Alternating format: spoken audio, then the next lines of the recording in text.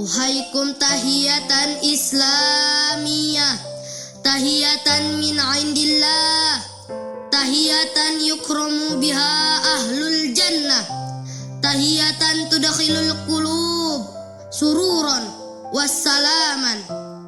Assalamualaikum warahmatullahi wabarakatuh.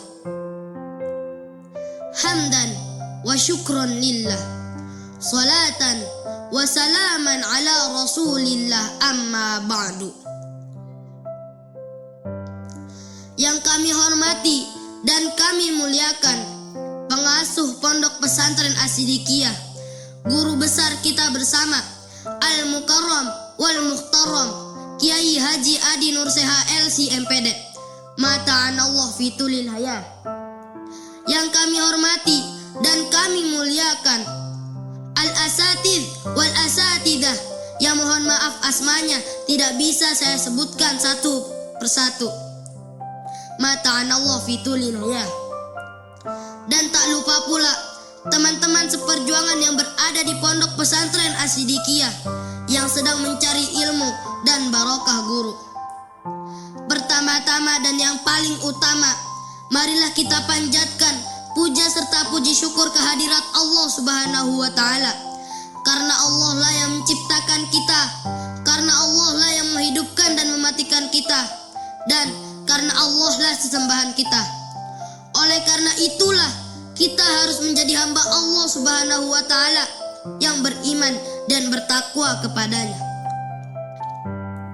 Kedua kalinya, sholawat bertangkaikan salam marilah kita aturkan kepada suri tauladan sepanjang zaman yang tidak ingin hidupnya mapan, sang proklamator yang tidak pernah naik motor, seorang revolusioner yang tidak pernah pamer, yakni Habibana wa Syafi'ina wa Dzukhrina wa Maulana Muhammadin.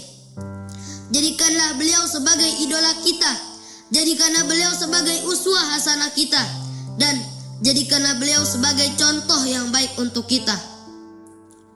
Jangan lupa bersolawat dan mengerjakan sunnah-sunnahnya. Insya Allah kita akan mendapatkan syafaat usmanya di akhirat nanti. Amin amin ya rabbal alamin. Teman-teman rahimakumullah, Isra Mi'raj terjadi bukan di saat beliau berada di puncak kejayaan, bukan di saat beliau disambut dengan tepuk tangan dan pujian manusia. Namun ketika beliau berada di titik paling sunyi dalam hidupnya. Sebelum Nabi diperjalankan Isra Mi'raj, Nabi mengalami berbagai cobaan yang begitu dahsyat. Diawali dengan pemboikotan yang dilakukan dengan kafir Quraisy terhadap kaum muslim selama 3 tahun lamanya. Kemudian Nabi mendapatkan kabar yang menyesakkan hati. Paman tercintanya, yaitu Abu Thalib, meninggal dunia. Abu Thalib bukan hanya sekedar paman Nabi, namun ia juga adalah pengasuh Nabi, pelindung bahkan tameng dari kezaliman kafir Quraisy. Di tengah kesedihan yang membuncah, Nabi diuji kembali dengan kewafatan sang istri tercintanya, Khadijah binti Khuwailid. Khadijah bukan hanya sebagai istri Nabi, namun Khadijah adalah penopang dakwah dan penenang jiwa. Oleh karena itulah tahun ini disebut dengan Amul Husni, tahun kesedihan, yaitu pada 10 kenabian. Teman-teman rahimakumullah, di tengah kesedihan Nabi yang mendalam dengan kehilangan Abu Thalib dan Khadijah binti Khuwailid, Nabi mendapatkan ancaman yang begitu luar biasa dari kafir Quraisy, sehingga membuat Nabi ingin berhijrah ke kota Taif untuk meminta perlindungan. Namun yang terjadi justru sebaliknya. Nabi diperlakukan dengan kasar. Kota Taif menolak dan Nabi dilempari dengan batu serta kotoran hewan, sampai-sampai pelipis Nabi berdarah. Di situasi inilah Nabi segera bersujud kepada Allah Subhanahu wa Ta'ala, ingin mencurahkan isi hatinya. Kemudian ketika Nabi sampai di depan Ka'bah saat kafir Quraisy terlelap dalam tidurnya. Nabi melakukan sholat 2 rakaat. Kemudian datanglah malaikat Jibril kepada Nabi seolah berbisik lembut, "Wahai Muhammad, jika bumi menolakmu, langit merindukanmu.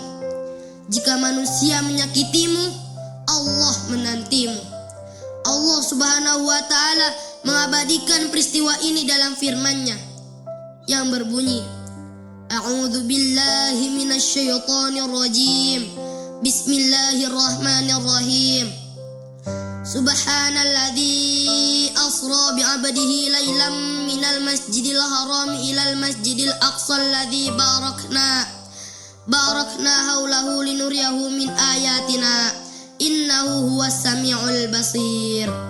Artinya, Maha suci Allah yang telah memperjalankan hambanya Nabi Muhammad dari Masjidil Haram ke Masjidil Aqsa yang telah kami berkahi sekelilingnya, agar kami perlihatkan sebagian tanda-tanda kebesaran kami. Sesungguhnya Dia Maha melihat lagi Maha mendengar. Quran Surat Al-Isra ayat 1. Teman-teman rahimakumullah, bayangkanlah malam itu Nabi ditemani malaikat Jibril menunggangi buraq, makhluk yang melesat lebih cepat daripada kilat, menembus gelapnya malam. Bukan sekedar perjalanan rohani, tetapi juga perjalanan fisik. Itu tandanya Islam memiliki 2 tanah suci, Mekah dan Yerusalem, dalam satu tarikan iman.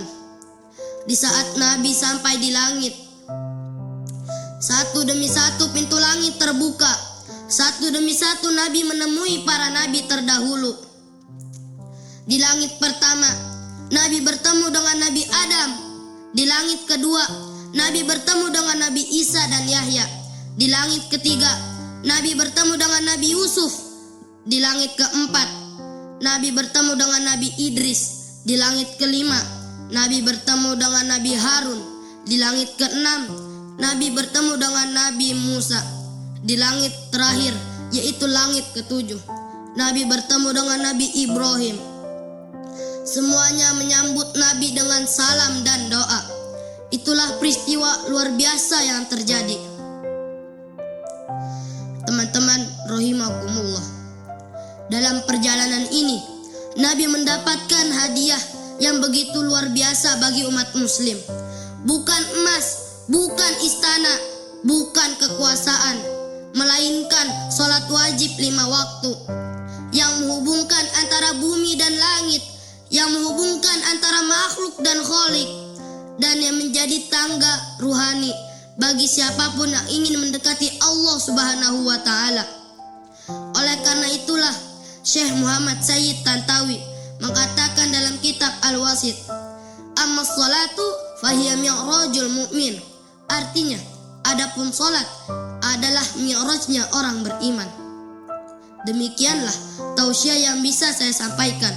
Semoga bermanfaat. Ambillah yang baik dan tinggalkan yang buruk. Ihdinas siratal mustaqim.